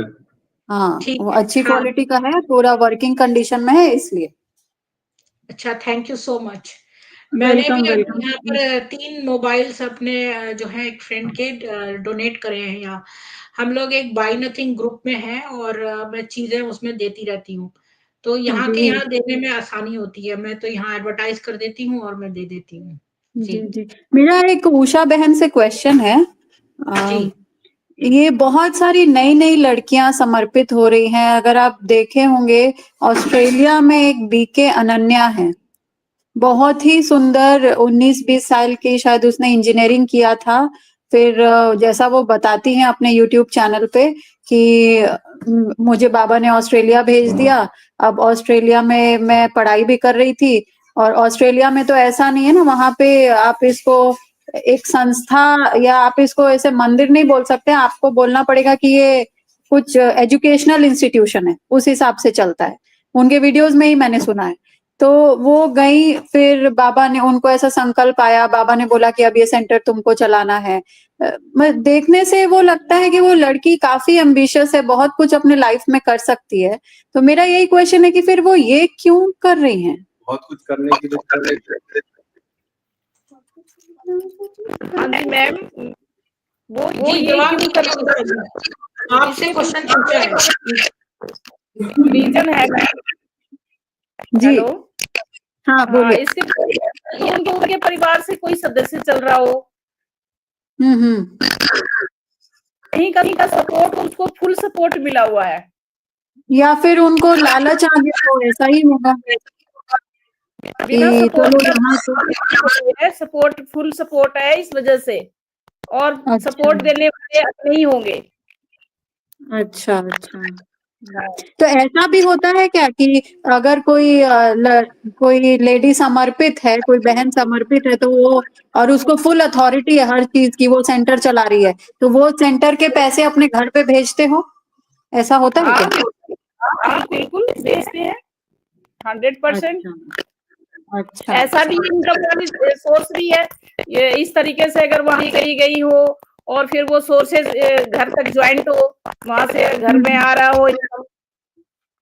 क्योंकि यहाँ पर भी सेंटर जो इंचार्ज थी वो भी घर में पैसे भेजती थी, बहुत सारे मेरे पास प्रूफ है। अच्छा अच्छा, हाँ, ये शक तो मुझे था पहले से, आज क्लियर हो गया अभी। जो गरीब धन्यवाद परिवार दीदी। से यहाँ जो सेंटर गई है बहुत गरीब परिवार से थी। उनका किराए का मकान था, जब वो सेंटर पे गई तो खुद का सेंटर भी बना ली अलग रह करके, और अपने घर में कोठियां भी ठोक ली। अच्छा हाँ। यहाँ तो दूसरों को ये शिक्षा दी जाती है घर घर में जाओ, घर घर में जो लोग हैं वो मरने वाले हैं, वो नरकवासी है, उन गले गले भी नहीं मिलना, उनसे बात भी नहीं करना। अरे यहाँ तो पैसे भेजते हैं और उनकी तरक्की के लिए दिन रात सेवाएं भी करते हैं अपने परिवार के लिए, अंदर ही अंदर। वो बाहर कोई कुछ शो नहीं करते हैं, कुछ दिखाते नहीं है बाहर कि हम क्या कर रहे हैं क्या नहीं कर रहे हैं, ये सब अंदर अंदर मामला होता है। बाहर वाले को कुछ भी नहीं पता इसके बारे में। हाँ, ये आप ही लोग अच्छा बता सकते हैं, क्योंकि ऐसा वो ये आजकल के बच्चों को देख के लगता है कि इतने पढ़े लिखे इंजीनियर, लॉजिक तो ये कहीं यूज करते ही होंगे। जैसे मेरा फ्रेंड भी बहुत अच्छा इंसान, लेकिन वो लालच में होगा कि चलो घर बैठे अभी खाना है, हम इसी को प्रचार करते हैं। अब तो वो आराम से प्रचार, ये इसका एडवर्टीजमेंट में लगा है, इतने लोगों को वो उसमें ढकेल चुका है। जो परिवार के अंदर रह करके जो सुख सुविधाएं नहीं मिलती है ना, वो सेंटर के अंदर जा करके वो सारी सुख सुविधाएं मिलती है। इवन सारी सुख आजकल तो सुविधाएं। गाड़ियां बड़ी महंगी महंगी गाड़ियां लेने लगी है, ब्रह्मा कुमारियां गाड़ियों में चलने लगी हैं।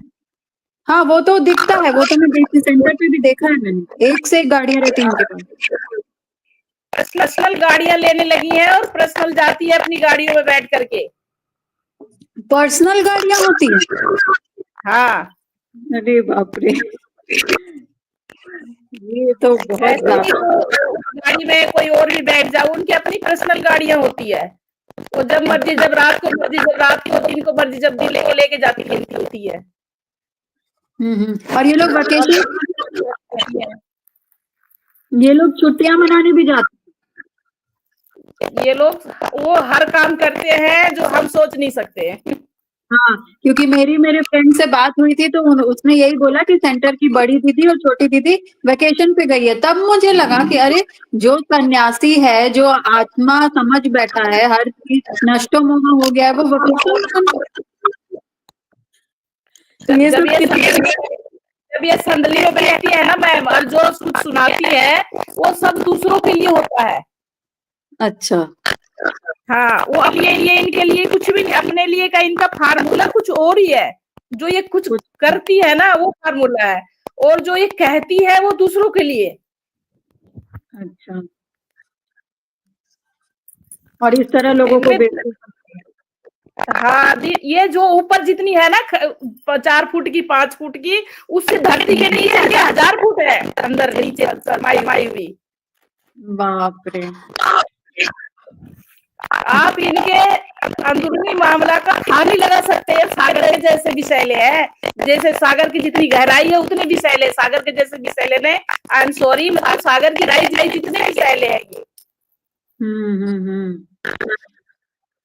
जितना कुकर्म हम इमेजिन सोच सकते हैं वो सब यहाँ होता है। हाँ, दर परत कोई इंसान इतना नहीं सोच सकता ना, उसकी थिंकिंग इतनी गलत नहीं हो सकती जितनी गलत ये करते हैं। सही बात है।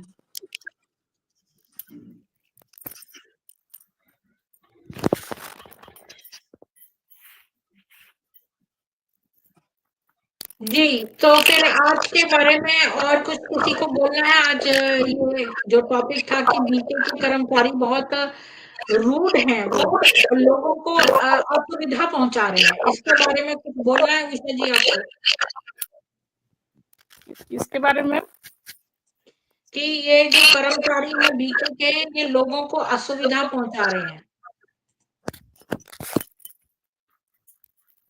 इसके बारे में क्या बताऊं, ये तो सारे कुकर्म ही है ही, ये तो विकारी है ही, ये तो हर एक इंसान। ये लोग जो है ये तो इतना मीठा बोलते हैं जब लोगों को फंसाते हैं, तो ये जो टूरिस्ट आते हैं माउंट आबू में, तो ये उनसे इतना गंदा व्यवहार क्यों करते हैं जो गार्ड वगैरह हैं? गंदा है तो गंदा ही व्यवहार करेंगे ना मैम। मुखौटा कितना देर तक पहनेंगे? मुखौटा भी तो उतारते हैं ना, वो दम घुटने लगता है तो मुखौटा उतार देते हो, अपने असली रूप में आ जाते हैं। 24 घंटा तो मुखौटा नहीं पहने रहेंगे ना, नकाब।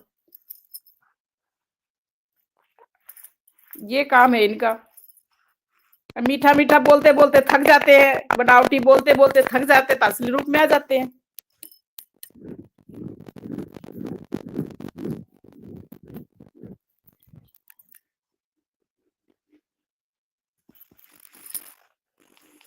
बनावटी बोलते बोलते थक जाते हैं तो असली रूप में आ जाते हैं।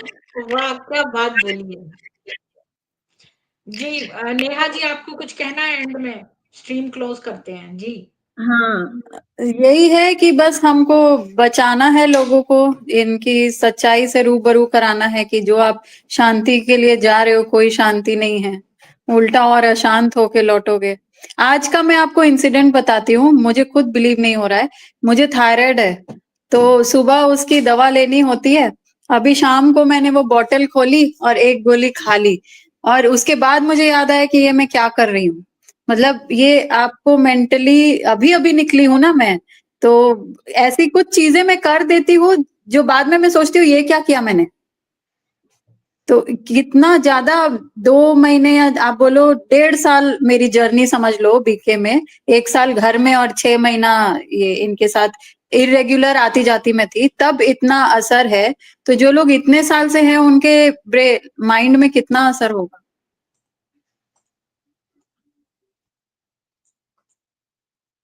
तो बस यही है कि लोगों को जागरूक करना है हमें, और खुद जागरूक रहना है, अवेयर रहना है। और मैम एक और बात मैं बोलना चाह रही थी, मैंने आपको मेल किया है, तो उस पे जरा आप देखिए, वो कुछ पार्ट मैं डिलीट चाहती हूँ। जी, वो जो पार्ट आप बोल रही हैं वो तो झूठे पार्ट्स है ना, वो नाम कोई सच्चे तो है नहीं। सच्चे है ना वो मैम? नाम सच्चे नहीं है, ऐसे ही मान के चलिए कि वो नाम सच्चे नहीं है, क्योंकि यहाँ पर कोई भी अपने सच्चे नाम नहीं बताता है। That's it. लेकिन मेरी तो कल वीडियो रिकॉर्डिंग हुई है, सपोज अगर वैसा उसके हाथ लग जाता है कभी, और हम सेम बिल्डिंग शेयर कर रहे हैं। आपने कोई गंदी बात तो कही नहीं है। आपने यही तो कहा है ना कि लोग उसमें ज्वाइन करते हैं, मतलब आपने कोई और उस नाम के तो अगर भी लोग भी बहुत होंगे एक नाम, और यहाँ ब्रह्म कुमारी में तो लोग वैसे ही नाम चेंज करके रखते हैं, किसी का असली नाम तो होता नहीं है, तो ये सब के नाम चेंज करते हैं। ये भी एक कौन आर्टिस्ट की पहचान है, पता है नेहा जी? अगर कोई हम्म अपना नाम बार बार चेंज कर रहा है तो ये भी एक रेड फ्लैग है, हम्म क्योंकि किसी ने गलत काम किए होते हैं, वही अपना बार बार नाम चेंज करते हैं। सही बात है। ठीक है। हाँ, आप निश्चिंत रहिए, ऐसा कुछ भी नहीं है। और यही सोच में आता है ना कि अगर कुछ होता भी है तो मैंने कुछ गलत तो बोला नहीं है, जो सच है नहीं, वही बोला। हाँ, आपने तो सच ही बोला, और कोई वैसे भी कोई ऐसी बात तो बोली नहीं है। यही तो बोला है ना कि किस बंदे ने क्या बीके ज्वाइन कर लिया है, तो इसमें क्या बड़ी बात है? हम्म तो उसमें कुछ नहीं है जी। ठीक तो है। फिर हम आज का ये स्ट्रीम क्लोज करते हैं, और हम इस नतीजे पे पहुंचे हैं कि जो मुफ्त सेवाएं देते हैं उनको कोई डर नहीं होता। इसीलिए जो पब्लिक बैंक हैं और जो प्राइवेट बैंक हैं उनमें यही फर्क होता है। अगर आप पब्लिक बैंक में जाते हैं तो वहां पर आपको उस तरह का अच्छा आपके साथ व्यवहार नहीं होता है, जैसा कि एक प्राइवेट बैंक में होता है, क्योंकि प्राइवेट बैंक में लोगों को चिंता होती है कि उनको नौकरी से निकाल दिया जाएगा, तो इसीलिए ये लोग शायद इतने रूड होते हैं। और दूसरी बात, जैसे कि उषा जी ने बताई कि जो हैंडीकैप्ड या दिव्यांग लोग हैं, या जो भी जो सेंटर पे ना तो पैसा ना वो श्रम दे सकते हैं, तो उनको वो लेते ही नहीं है। और इसलिए जो है वो इस तरह का रूड बिहेवियर करते हैं। और फीडबैक बॉक्स का तो मतलब ही नहीं बनता, क्योंकि वो तो आपका बल्कि रहस्य जान के और आपके सपोर्टर्स को धमकाने पहुंच जाएंगे, इसलिए वो कोई बात ही नहीं है।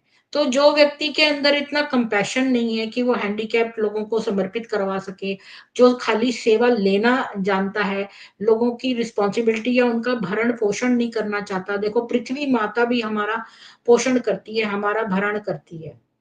तो ये तो कुछ भी नहीं है, अपने आप को देवी देवता कहते हैं तो लेवी लेवता है।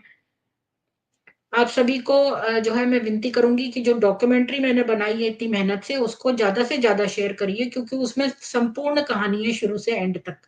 ये स्ट्रीम्स शेयर करने की बजाय डॉक्यूमेंट्री मूवी शेयर करिए और 10 लोगों को, 10 हिंदुओं को जागृत करिए। कल फिर मिलेंगे ऋग्वेद में। आप सभी को जय सनातन वैदिक हिंदू विश्व, जय श्री राम। और जो पैनल पे उषा जी, नेहा जी, अजय जी, सपना जी, सब लोगों को मैं धन्यवाद करती हूँ, और जितने भी श्रोता लोग आज बैठे हैं उन सबका भी धन्यवाद करती हूँ। हम सब के गहरी प्रयास से बहुत सारे हिंदू धीरे धीरे जागृत हो रहे हैं। जय श्री राम।